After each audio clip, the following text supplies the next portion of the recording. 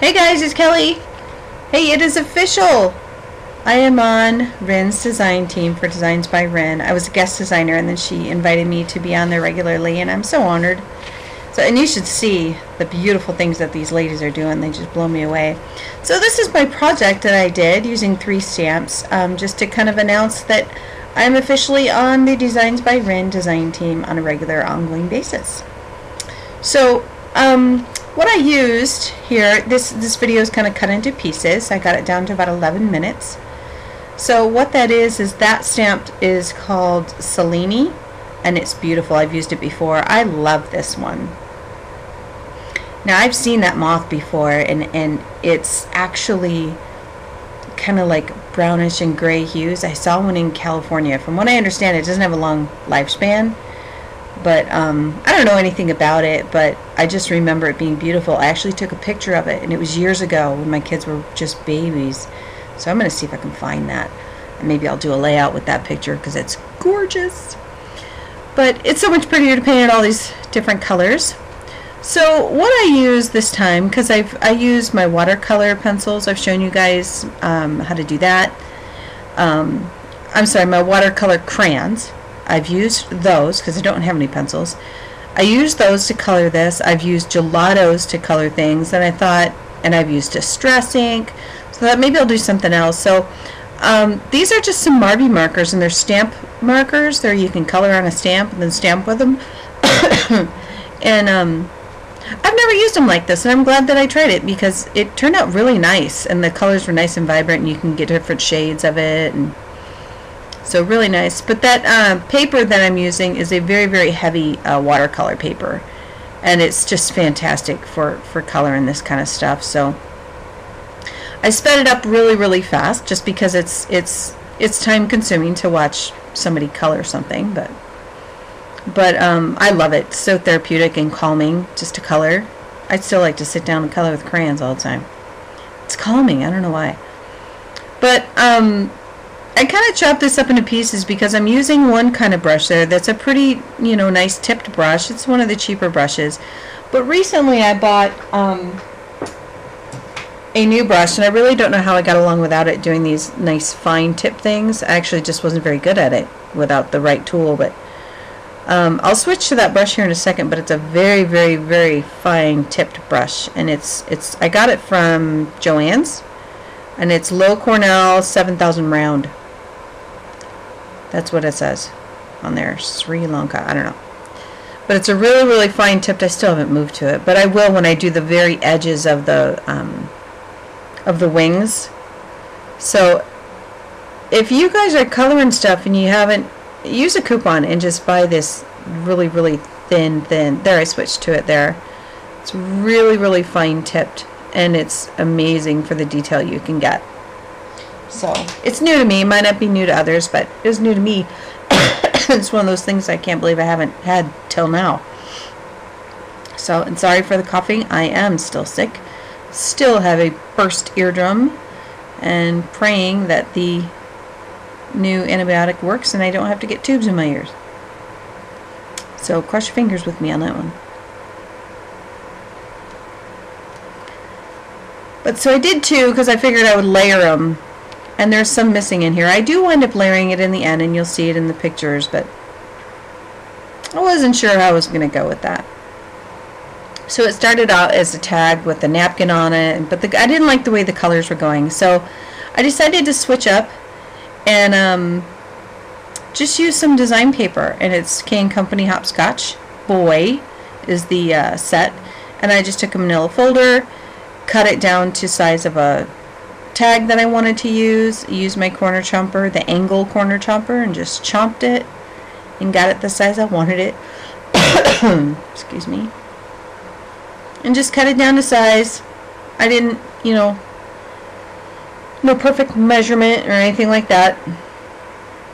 So, and I loved all those colors in that paper, and it's 2-sided paper.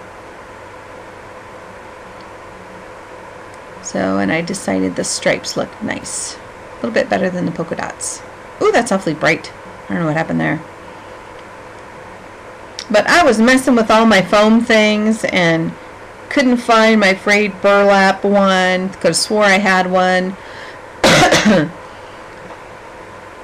So I wound up using a makeup sponge. I'll tell you what, they're just not the same. Those little sponges that you get, the Tim Holtz ones, or I'm sure cut and dry foam works out really well too.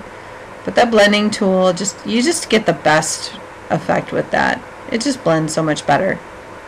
Makeup sponges are okay in a pinch if you don't care about, you know, how blended it is, because all that gets covered up, so I didn't really care. But yeah, I cut all that out for you. So I'm just showing you because it was off camera. Frayed burlap and black soot is what I use to distress the edges of the tag and the paper. That's on there. So the stamp set, I've used this before too. It is Trickling Water set. It's a 2-set stamp. It's a set of 2, and there's one single droplet and then the 3 that I'm using, and I love that one. It's so detailed and just gorgeous.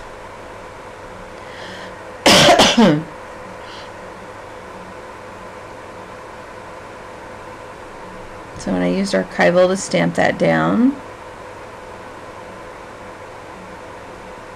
I wasn't sure if I was going to put any more wet medium over this. I wasn't real sure the direction I was going, but I like to keep things nice and clean, and I don't know, I want to keep things a little separated.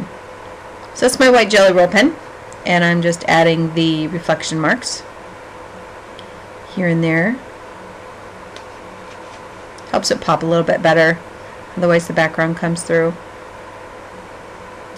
So it's kind of messing with it, going, do I want both of them? Or do I just want one of them?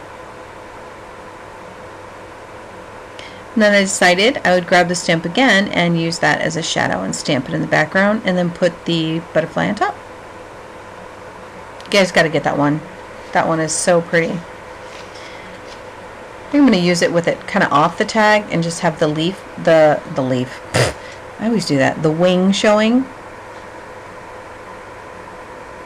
So.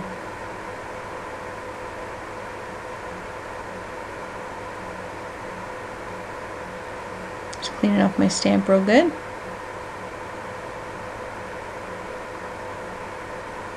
Sorry guys, I thought I cut that out. You guys don't need to see me clean my stamps. And put them away. So here what I'm doing is using my white Jelly Roll. I sped that up really fast for you, and I'm just putting little white dots all over the butterfly. I think that looks really cool. All in the black areas. And I wind up at the end, I'll tell you now, at the end what I wind up doing is, you know, I pop this one up a little bit, and then I actually add the other one right on top of this, and it's very dimensional. It's really cool. And I wound up putting the white dots on the one on top as well. But I did all of that off screen. Kind of happened in bits and pieces. So I just used my Aleene's Tacky Glue, the quick dry one, which I love. I love that one. I used that to glue the body down to the tag, and then I just used some foam tape, a really small piece, and just cut really tiny pieces, like 1/4 inch pieces, and just placed them underneath the wings where I wanted them to pop up.